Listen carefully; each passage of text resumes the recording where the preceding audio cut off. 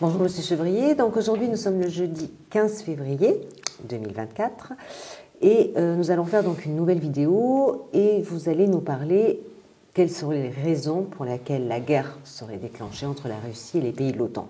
Mais avant ça, j'aimerais qu'on parle de l'ouvrage que vous avez édité et écrit donc en 2022, qui est paru en 2023, qui s'appelle « La prochaine guerre sera nucléaire ».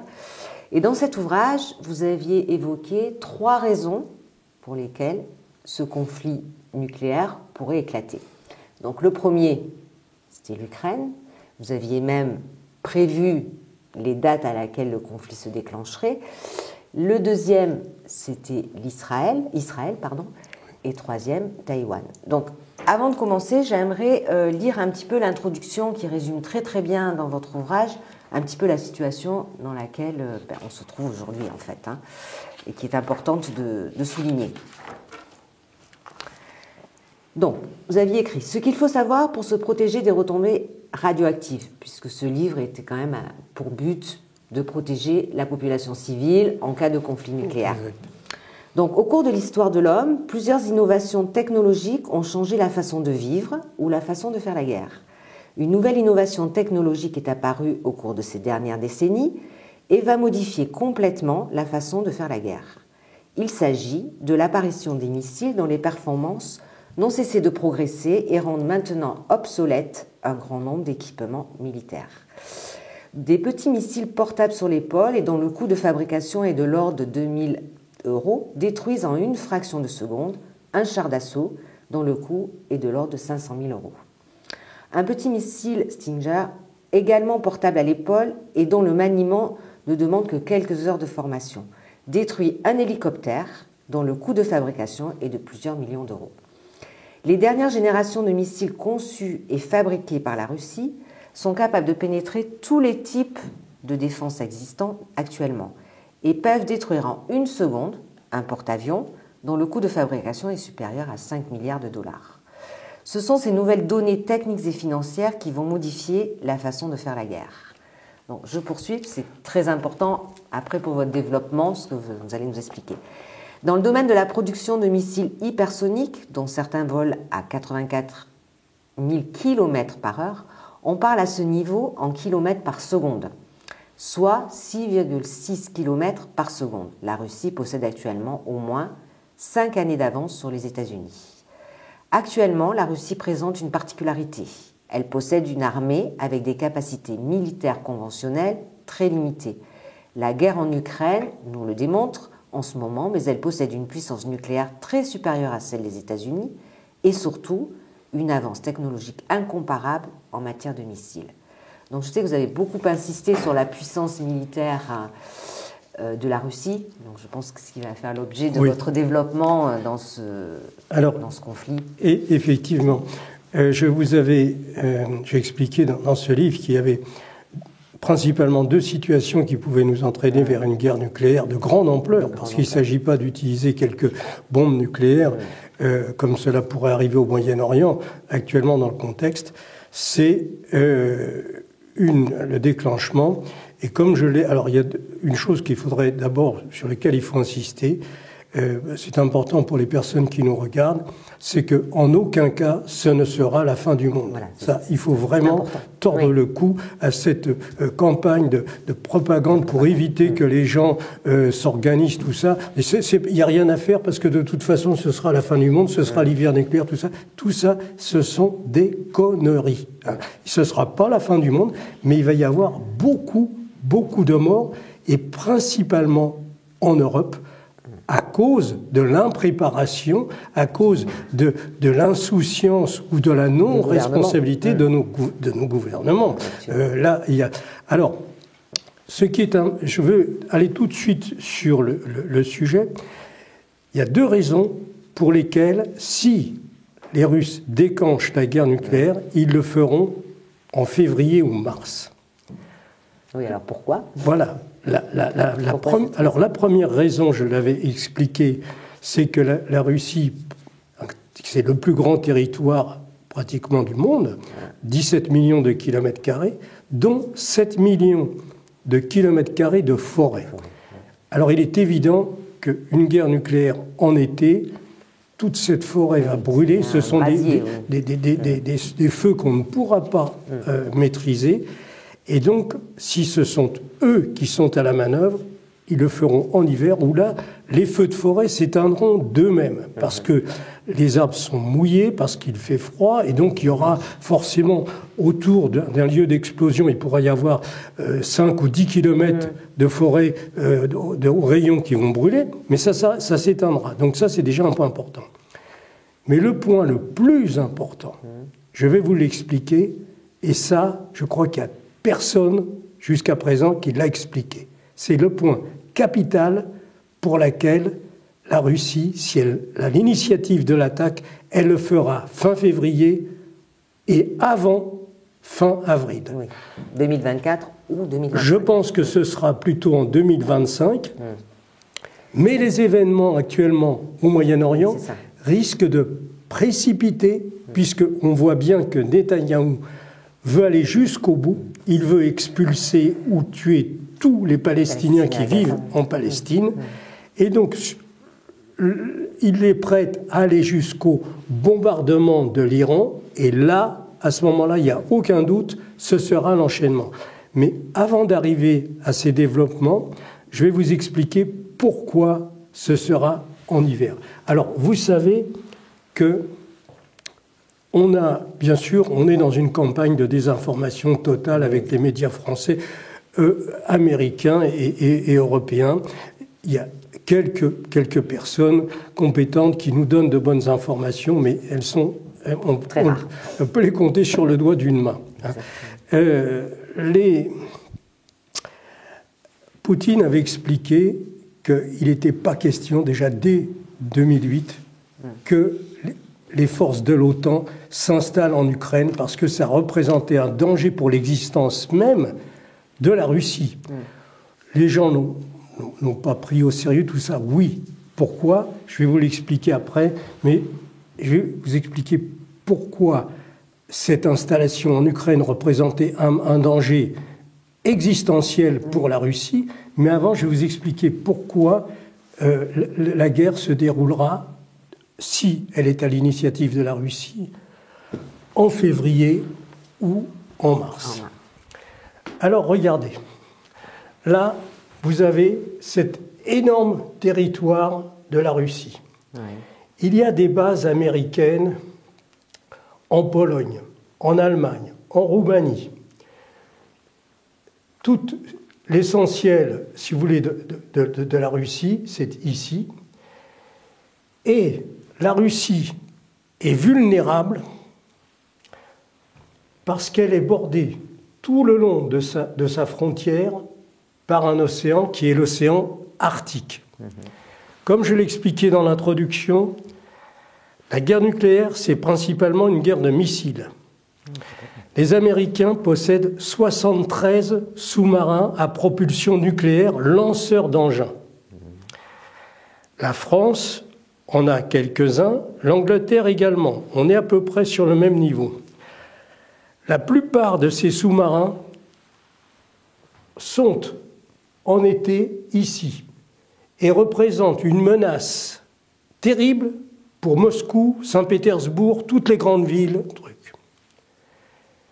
Ces sous-marins peuvent se placer à 20 km du bord et envoyer des missiles dont la défense n'aura pas forcément le temps de les intercepter. Ouais. C'est toute cette, vous voyez, des milliers de kilomètres où il peut y avoir des sous-marins ici, là, tout près. J'expliquerai tout à l'heure qu'il y a deux chiffres, il y a deux choses qui sont importantes dans la guerre avec les missiles. Mais alors, à partir du mois de février, tout l'océan Arctique est recouvert de 2 à 3 mètres de glace. J'allais dire, il y a des glaciers, oui, donc ça complique. Les sous-marins deviennent complètement inopérants. La protection de la Russie, c'est en février et en mars. C'est pas par hasard s'ils ont déclenché, pour ça je l'avais prévu, leur opération qu'ils ont intitulée spéciale, parce qu'il y avait un risque, eux, et là, ils savaient que là, ils étaient invulnérables. Aucun bateau américain ne peut se balader entre le mois de janvier et le mois de mars-avril. 3 mètres de glace par endroit, ça représente, si vous voulez, les sous-marins peuvent naviguer sous la glace. Mais pour larguer leurs missiles, ils sont obligés de revenir à quelques mètres de la surface. Et là, vous larguez un missile, il ne passe pas. Parce que quand il décolle au départ, il est à 2 ou 3 km/h, c'est rien. Vous voyez. Et donc, s'il bute dans la glace, ben, c'est le sous-marin qui va péter. Donc là, tous ces sous-marins qui sont là, ils vont ailleurs, ils ne sont plus là. Donc, ça, c'est le point important. L'autre point important, c'est que les États-Unis qui sont ici, nous, on a l'habitude de représenter le monde comme ça. Mais le monde n'est pas forcément comme ça. Vous savez que je voulais qu'on commande une carte pour la couper ici et la représenter comme les Chinois la voient et les Américains la voient. Parce que la Chine, elle est juste en face des États-Unis. Vous voyez, la Chine, elle est là, mais en fait, elle est là. Oui, elle est là. Et donc, on est juste en face. La Russie, c'est tout ça. Mais ici, du côté de Vladivostok, vous êtes tout près de la Californie. Et il ne faut pas oublier que l'Alaska appartenait à la Russie, à l'Empire russe, et que c'est l'empereur, en 1867, qui a vendu cet énorme territoire, 1 600 000 km² aux Américains pour une somme dérisoire. D'ailleurs, à mon avis, ça sera l'objet de l'issue de la guerre.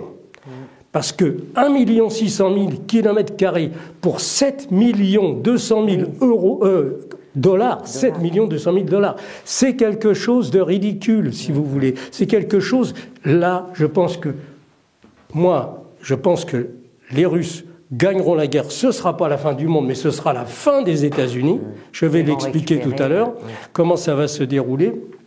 Et donc, alors, pourquoi toute cette question, c'est que pendant tout le XXe siècle, les États-Unis ont été protégés d'une guerre sur leur territoire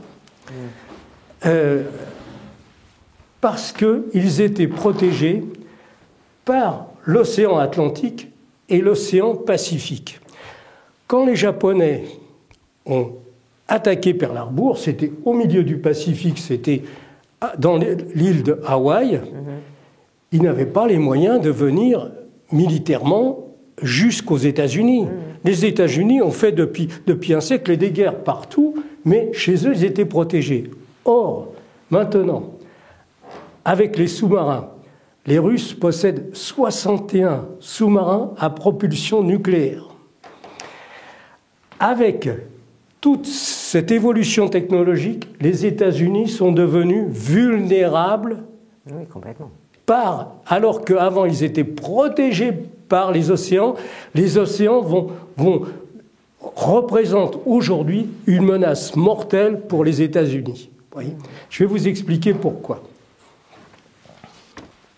Alors, dans une attaque de grande ampleur utilisant des missiles ou des avions, 2 facteurs sont déterminants. Distance et nombre. La distance égale temps. Le nombre, dépassement ou non, des capacités de défense. Voilà comment ça se passe. Un missile décolle d'un sous-marin ou d'une place terrestre. Les radars qui sont chargés de protéger des différentes places ne le détectent pas au départ. Par contre, la surveillance satellite, elle, le détecte dès le départ. Le missile décolle, soit il va dans la stratosphère, puis ensuite prend sa direction, soit il peut prendre sa courbe plus tôt. À côté des choses qu'il faut protéger, il y a des radars. Alors, en 1, la détection par satellite. En 2, la détection par radar. Il y a un radar au sol qui, lui, va immédiatement le voir apparaître sur ses écrans. 3, la détection par radar fait que on calcule la vitesse et la trajectoire du missile. C'est ça le plus important. Et ensuite, en 5, on va envoyer un missile antimissile. Ce missile antimissile, pour qu'il ait une chance d'intercepter, on ne va pas l'envoyer sur le missile. C'est l'objet des calculs, c'est-à-dire que là, tout ce temps de trajectoire qui peut représenter 1 minute pendant laquelle les ordinateurs font les calculs, ils estiment qu'à partir de là, il faut tirer ici. Parce que dans, par exemple, 40 secondes ou 51 secondes, le missile sera là. Et donc on le tire pour l'avoir là. On anticipe. Vous voyez, tout ça, c'est... Alors, là aussi, les Russes ont un avantage énorme, c'est qu'ils ont fait des missiles qui changent de trajectoire. Et auquel cas, la minute que les ordinateurs ont passé à faire des calculs, eh bien, c'est terminé. Et il faut recommencer tout.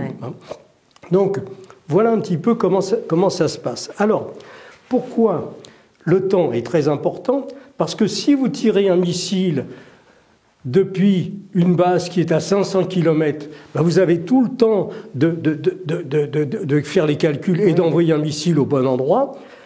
Si le missile, comme je l'ai fait voir sur la carte, est tiré à 20 km de la côte, c'est très court.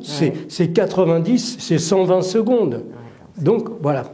Alors, ça, on va essayer, vous voyez, que les gens comprennent un petit peu cette situation.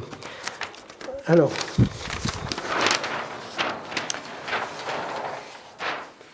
donc les États-Unis possèdent 73 sous-marins nucléaires, la Russie 66 à propulsion nucléaire, dont le Belgorod. Le Belgorod, c'est le plus gros sous-marin construit jusqu'à ce jour.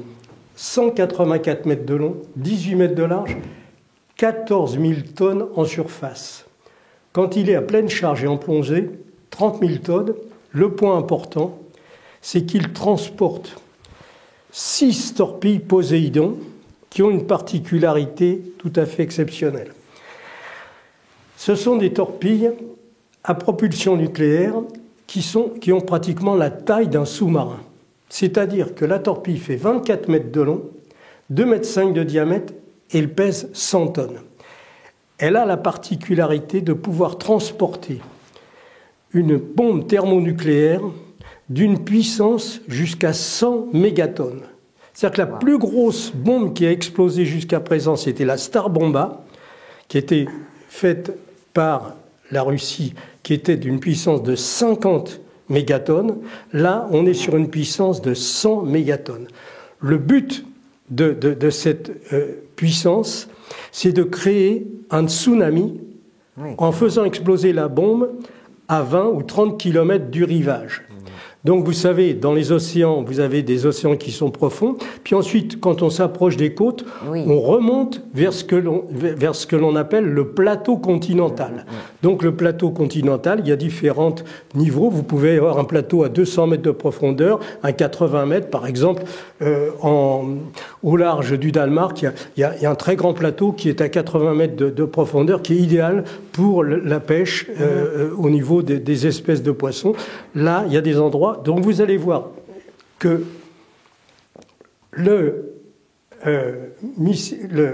sous-marin, le Belgorod, avec ses torpilles Poséidon, aurait pu jouer un rôle déterminant.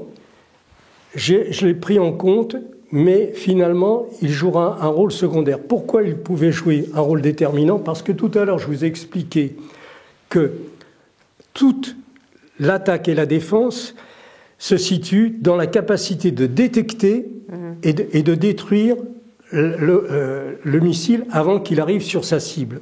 Or, la torpille Poséidon, elle n'est pas visible depuis les satellites.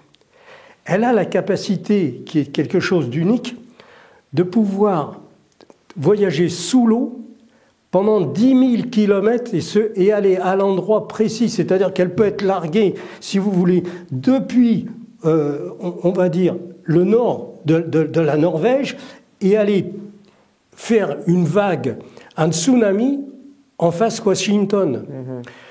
Alors, là, j'expliquerai une prochaine fois comment fonctionne une explosion d'une telle puissance par 200 mètres de profondeur. Oui, à 200 mètres de profondeur, on est sur une pression de 200 tonnes par mètre carré dans l'eau. Vous voyez ? Et donc, c'est quelque chose qui est très intéressant. Je vous expliquerai comment ce tsunami peut être généré et créer une vague de plus de 200 mètres de hauteur qui va partir à 300 km/h en direction du rivage. Je ne l'ai pas pris en compte dans mon étude parce que j'ai regardé où se trouve la Maison-Blanche et où se trouve le Pentagone. Ils sont à plus de 100 km de la côte, environ 100 km, et là, la vague arrivera à sa fin, ce ne serait pas efficace. Donc maintenant, on va rentrer dans les détails d'une planification d'une attaque nucléaire. Comme je l'ai expliqué une fois, selon moi, je peux me tromper, mais selon moi, la guerre nucléaire durera moins d'1 heure. Oui, ça vous l'avez toujours. Ça va être quelque chose qui a demandé des semaines et des mois de préparation, mais au total, alors on va regarder comment les choses vont se passer. Pourraient se passer.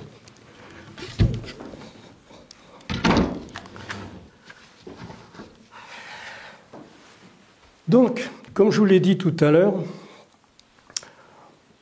les États-Unis sont devenus vulnérables parce que les sous-marins russes peuvent se positionner à 20 km des côtes sans être détectés. Le Belgorod, par exemple, a une autonomie qui est seulement limitée par la quantité de nourriture qu'on peut monter à bord, c'est-à-dire 120 jours. Il est capable de rester pendant 120 jours sous l'eau sans être... Oui, en totale autonomie, quoi. Voilà, sans être détecté. Il y a d'autres sous-marins qui ont 60 jours, 70 jours de trucs. Donc, voilà comment, à mon sens, les choses pourraient se dérouler. Les sous-marins vont partir de la Russie et vont se positionner ici. D'autres partiront de Vladivostok et vont se positionner sur la côte ouest des États-Unis. La côte ouest, où il y a une base américaine que je connais qui s'appelle San Diego, qui est énorme, c'est une base de la marine américaine importante. Donc, elle est au sud de Los Angeles, et un peu plus au nord, vous avez évidemment San Francisco, etc. Donc là, imaginons la situation. Les sous-marins sont placés à 20-25 km le long de la côte est. L'objectif numéro 1, c'est la destruction de la Maison-Blanche, le Pentagone. La Maison-Blanche et le Pentagone, c'est à Washington, comme j'ai expliqué, environ 100 km de la côte. Il y aura certainement plusieurs sous-marins qui tireront en même temps sur le Pentagone et sur la Maison-Blanche. Là, ce sera des explosions au sol et dans le sol.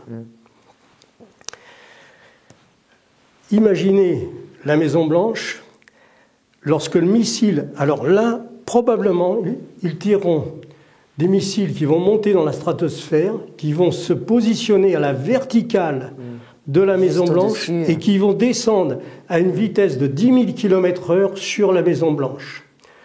Le Pentagone, qui est à quelques kilomètres, idem. On est à midi, heure de New York. On se retrouve donc à 9 h du soir à Moscou. C'est important. Il y a plusieurs signes qui vont nous permettre de se comprendre qu'il y a un risque de déclenchement de la guerre. Ces signes, selon moi, seront donnés, si on a l'information, par des répétitions de mise en protection de la population civile. Ils l'ont déjà fait récemment, c'est-à-dire que la population russe doit se rendre dans les abris qui leur sont destinés, des abris antinucléaires, qui sont dans chaque ville. Et donc, ce sont des exercices. Ils sont présentés comme des exercices. À mon avis, ils présenteront des exercices 2 fois avant pour qu'on ne sait pas si c'est un exercice ou si c'est pour de vrai. Donc voilà, ça sera, s'ils font, à mon avis, une fois, 2 fois, 3 fois peut-être un exercice de protection de la population civile, là, on sera, attention, il y a un risque. Donc, on est à midi en face Washington. Premier tir, il s'agit quoi?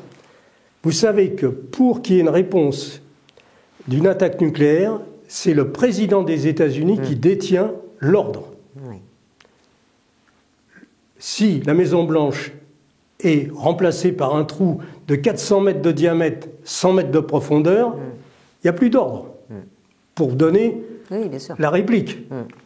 Le Pentagone, probablement, a également une capacité de réaction, mais le Pentagone, ce sera un trou. Il n'y aura plus rien. Alors là, on est à midi, on est à 9 h sur la côte ouest du matin. C'est les gens qui sont dans les voitures qui commencent à arriver dans les bureaux. 2 minutes après les explosions, là, on passe à la phase des explosions en altitude. Tous les gratte-ciel qui sont là sont extrêmement vulnérables à des explosions en altitude. Ce sera des explosions à 900 ou 1200 mètres de hauteur, selon la puissance. New York ressemblera au Twin Center dans la minute qui suivra. Il n'y aura plus rien. Voyez. Et alors, à partir de ces sous-marins qui vont tirer ces missiles dans un temps très court, sur lesquels ils auront beaucoup de difficultés. Alors bien sûr, ils peuvent, avec des antimissiles, arrêter peut-être sur les 60 missiles qui vont être tirés, ils vont en arrêter 12, ils vont en arrêter 15. C'est la raison pour laquelle j'ai dit la distance et le nombre. Parce que le nombre, si vous arrivez à arrêter 20 missiles, mais si vous en avez 30 qui vous arrivent dessus, il y en a 10 qui vont passer. Voilà comment ça se passe.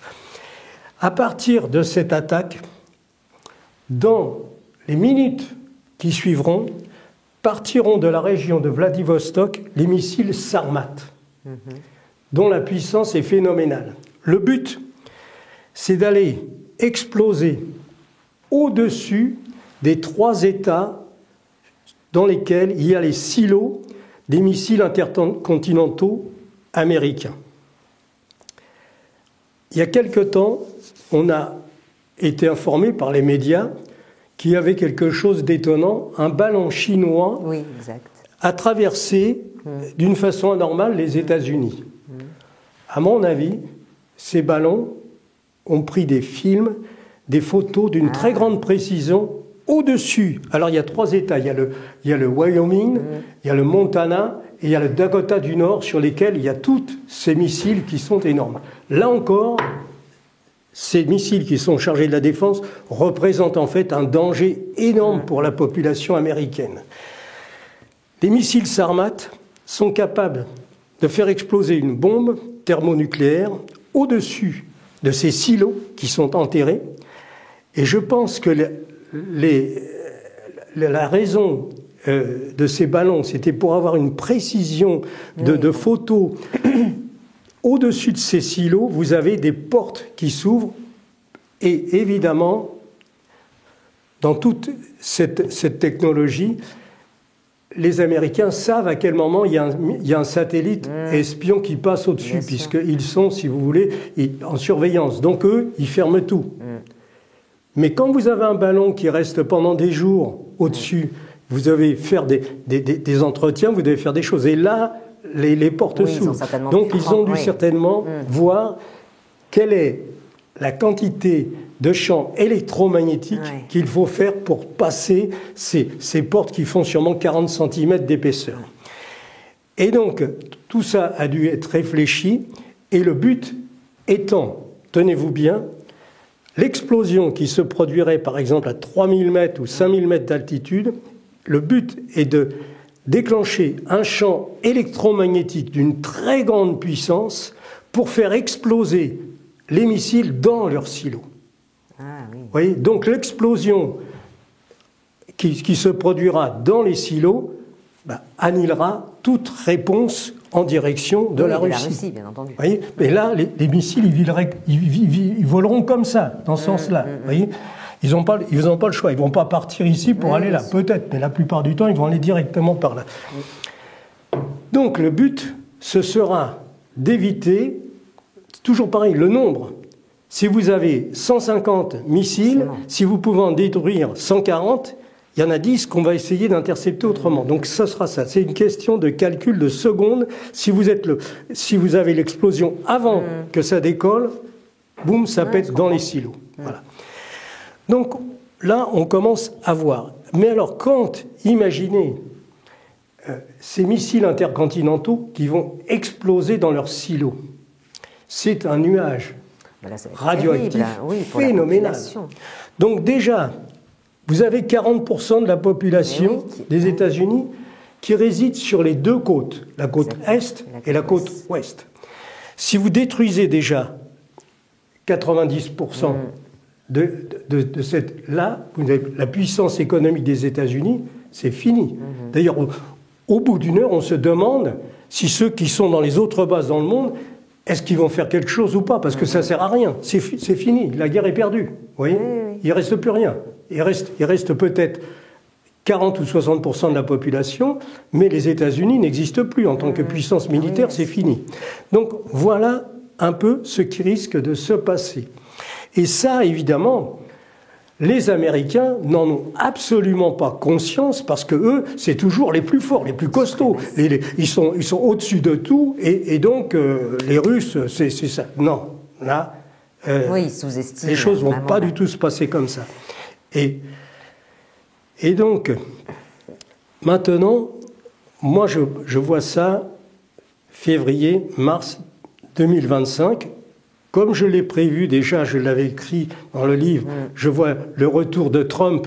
Oui, il y a un autre facteur, il y a quand même les élections aux États-Unis qui risquent de faire un petit peu basculer. Là, en ce moment, vous avez le Biden qui est complètement sénile, il mélange les personnes, les dates, comment un pays de ce niveau peut supporter... Vous voyez, on n'est pas du tout dans un régime démocratique.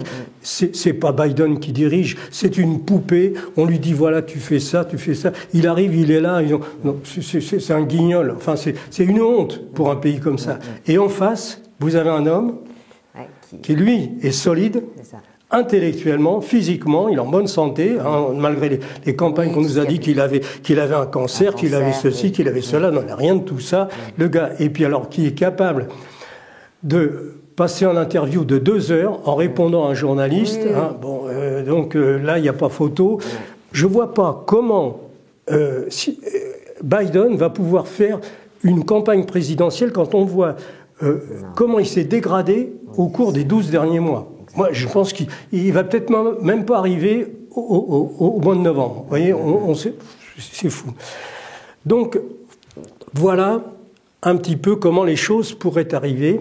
Et donc, on va parler maintenant un peu du Moyen-Orient, puisque là, on a le risque.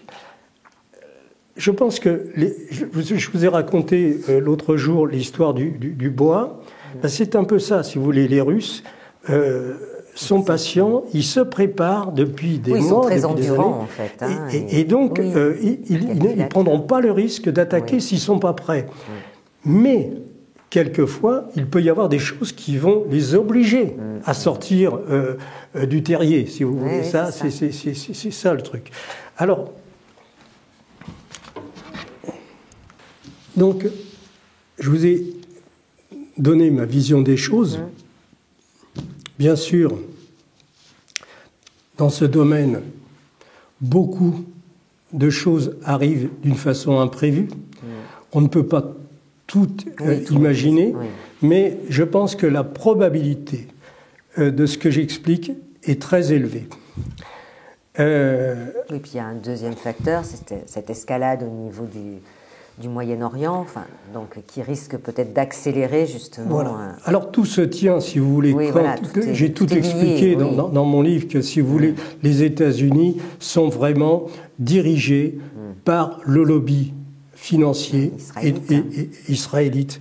Alors, on se rappelle du discours de François Hollande. Je ne sais pas, vous savez, quand il était pour l'élection présidentielle, il avait fait un très grand meeting à Villepinte et il avait déclaré: mon ennemi, c'est la finance. On a vu le résultat. Hein. C'était comique. Alors évidemment, ça faisait bien parce que il était socialiste, mais qu'il soit socialiste, tout ça, j'ai expliqué comment nous avons, en tant que Français, une responsabilité parce que ce sont les réseaux israélites en France qui ont permis à Israël d'avoir un arsenal nucléaire phénoménal, et depuis 1960, et donc c'est la raison pour laquelle actuellement le Hezbollah ne bouge pas, mais vous avez, ils sont quelque part, Netanyahou et ceux qui sont autour de lui ont un idéal, c'est pratiquement, on est dans la vision messianique, si vous voulez. Oui. C'est le grand Israël depuis la rivière jusqu'à la mer Méditerranée. Et donc ils veulent vraiment exterminer ou sortir tous les Palestiniens de Gaza. Ils sont en train de le faire en Cisjordanie. Actuellement, le Hezbollah qui a la capacité de détruire Tel Aviv avec des missiles conventionnels, et toute la région d'ailleurs. Hein, mais ils ne bougent pas parce que les autres leur ont fait savoir, si vous touchez à Tel Aviv, nous, on vous raye de la carte.